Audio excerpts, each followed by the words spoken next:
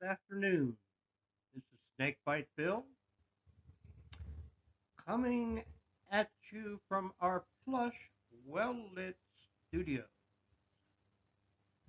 Today I'm going to take a different look at the United States Marine Corps, my beloved Marine Corps, by the way. Usually it's all guns and mortars and airplanes and napalm and everything in a video, but this slideshow is looking at some different aspects of the Marine Corps. I don't know if you could call it cultural, but maybe I would call it informational. All right, the Marines are the first to fight. And it may not be known to a lot of people, but the President of the United States has the authority, without Congress approval, to send the Marines into battle for 90 days without congressional approval.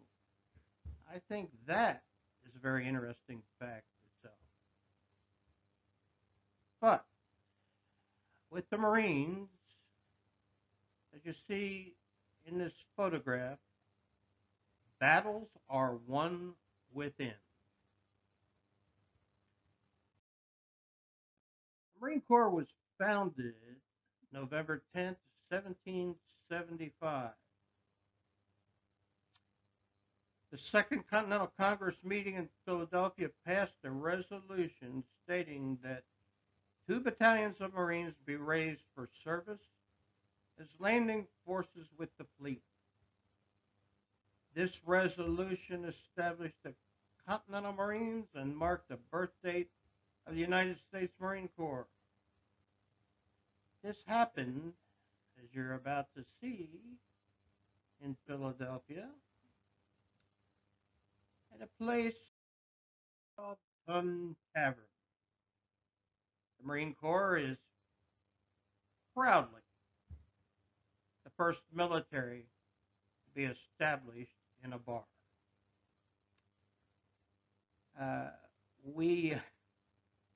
Over the years, I spent 9 years in the Marines, and we were actually proud of it in those days. Of course, that was 55 or 56 years ago that I went in the Marines. If you take a look to the right, you will see me in my Continental Marine Corps garb. I am standing at a missing man table on Memorial Day, and we're getting ready. You'll see a bell on the table as well, which is not normally part of a missing man table. On Memorial Day, at the Sons of the American Revolution, where I belong, we toll the bell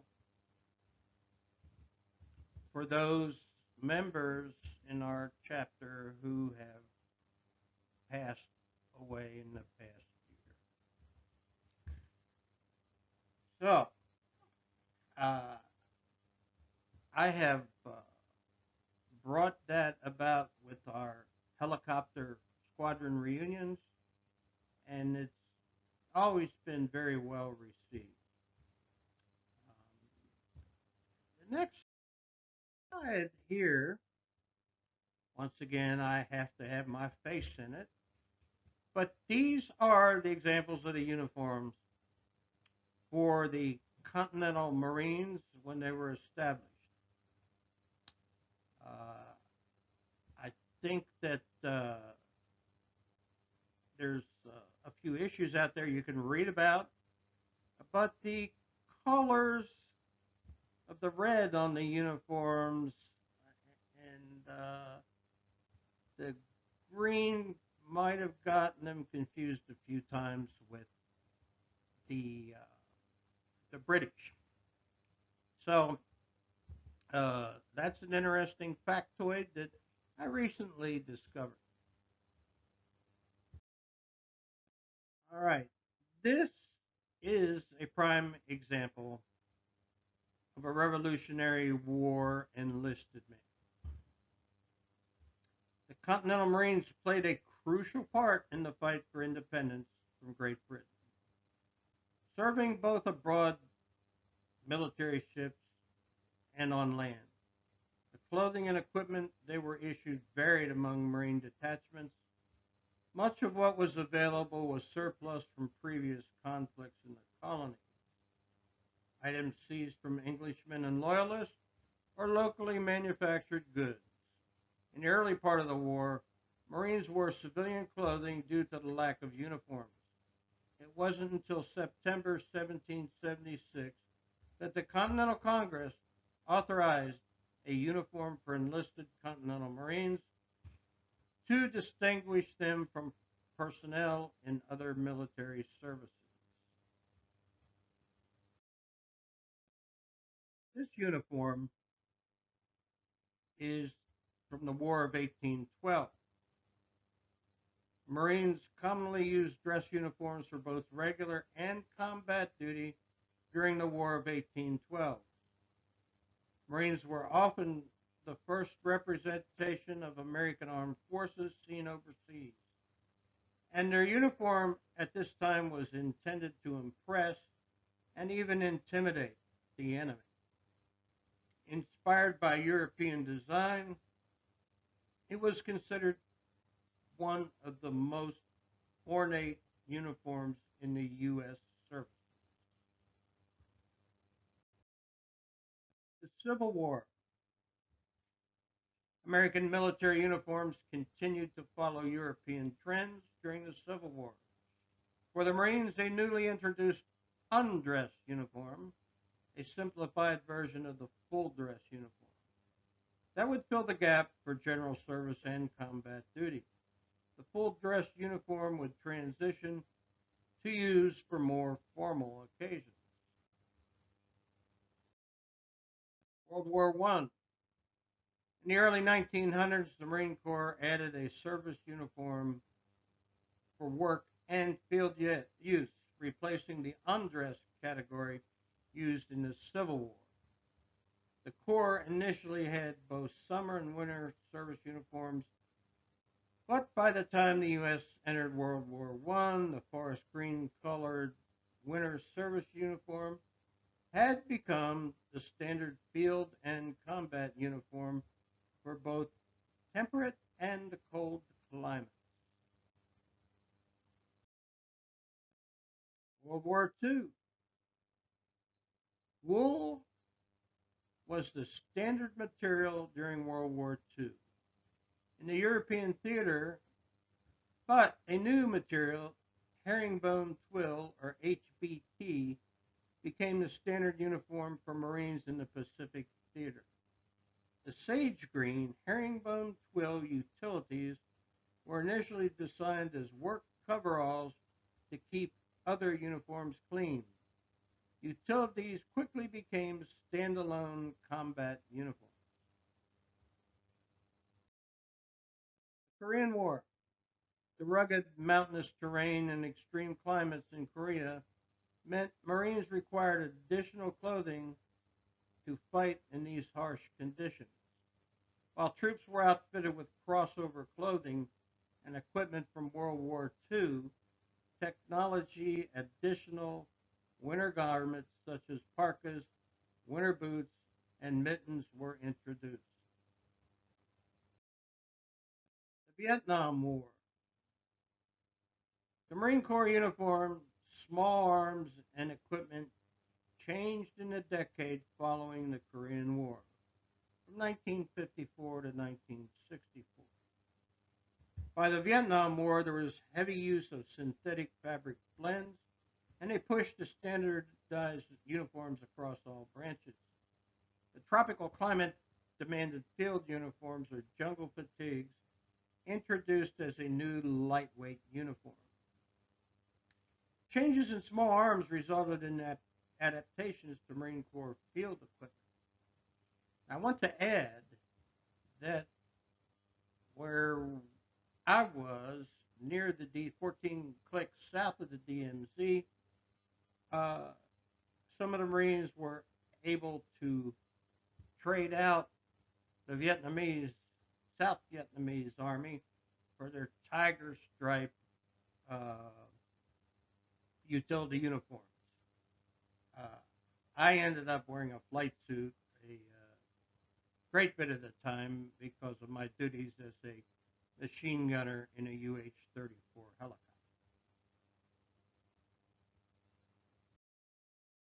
Desert Storm, the Gulf War. The Desert Battle Dress Uniform, or BDU, was introduced on a large scale in 1982 as part of a significant uniform change. This was famously known as the chocolate chip pattern. Newer technology and materials and body armor added to the safety of troops and improved comfort through better weight distribution of equipment systems. Operation Enduring Freedom.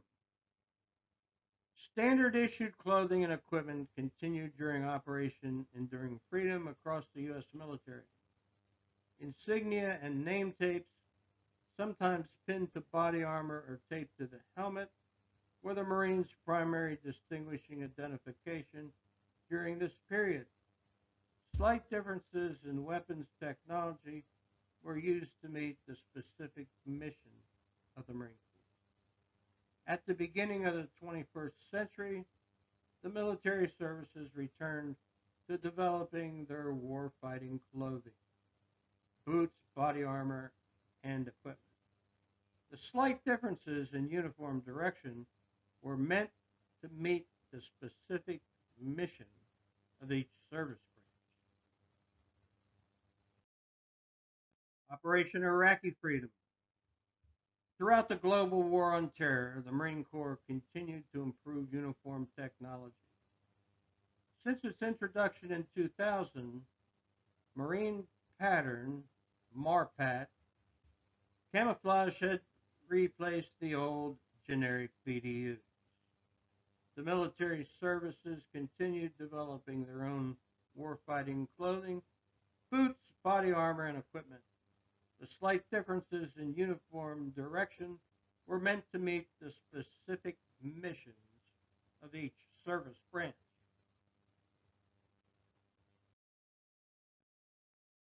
Right in front of us now is a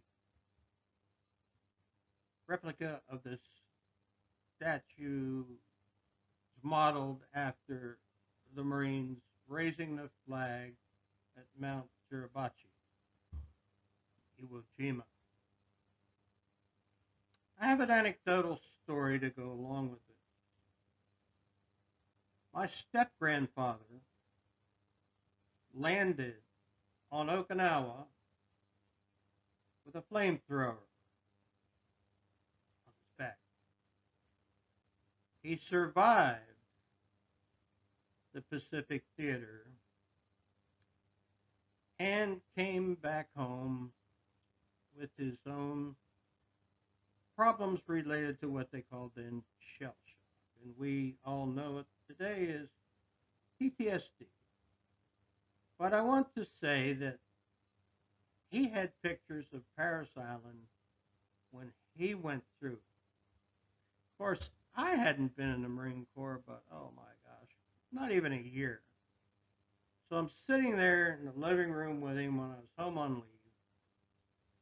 And I said, wow, Woody, that's the parade ground. I said, where's the statue? And he looked at me like I had six heads and said, well, Billy Boy, Ewo hadn't happened yet. So I realized what a real boot I was at that point.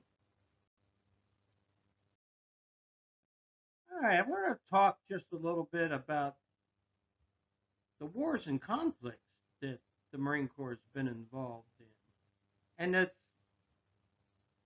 probably not a complete list, but it's bigger than what I thought it would be.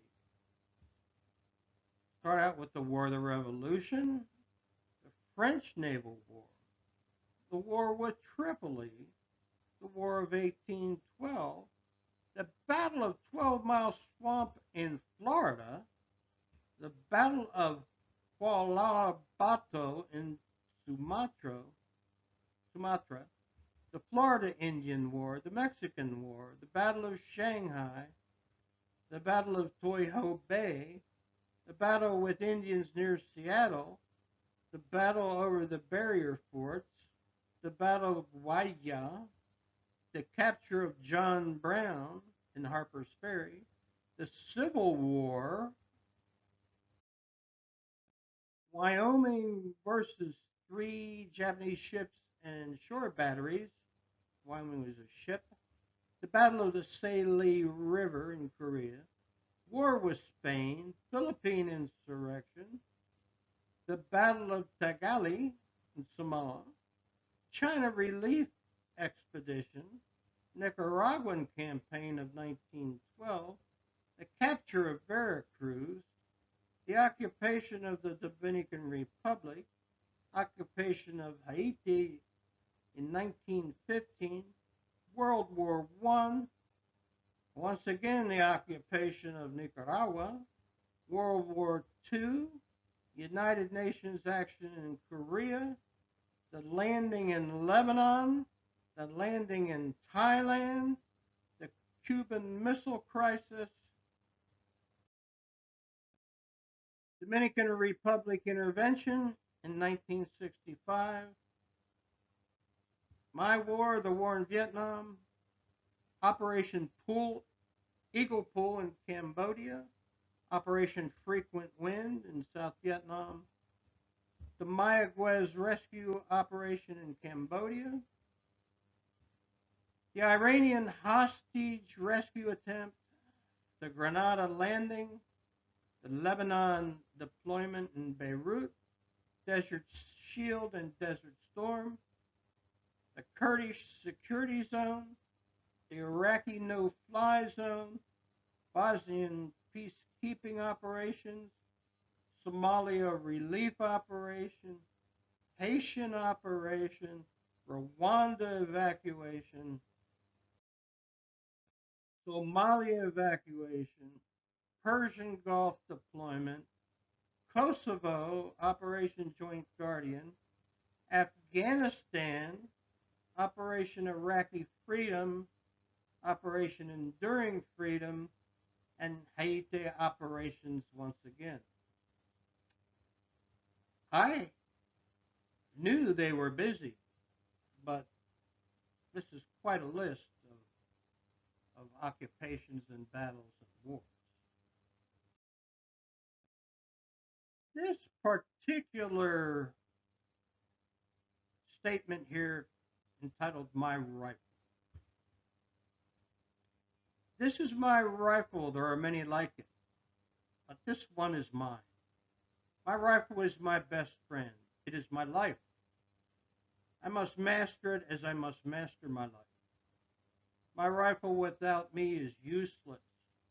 Without my rifle, I am useless.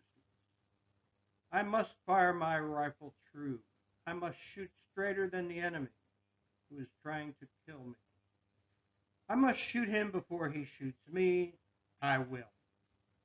My rifle and myself know that what counts in this war is not the rounds we fire, the noise of our burst, or the smoke we make. We know that it is the hits that count. We will hit. My rifle is human, even as I, because it is my life.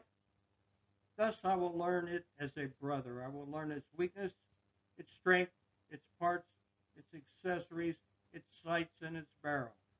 I will ever guard it against the ravages of weather and damage as I will ever guard my legs, my arms, my eyes, and my heart against damage. I will keep my rifle clean and ready. We will become a part of each other. We will, before God, I swear this creed. My rifle and myself are the defenders of my country. We are the masters of our enemy. We are the saviors of my life.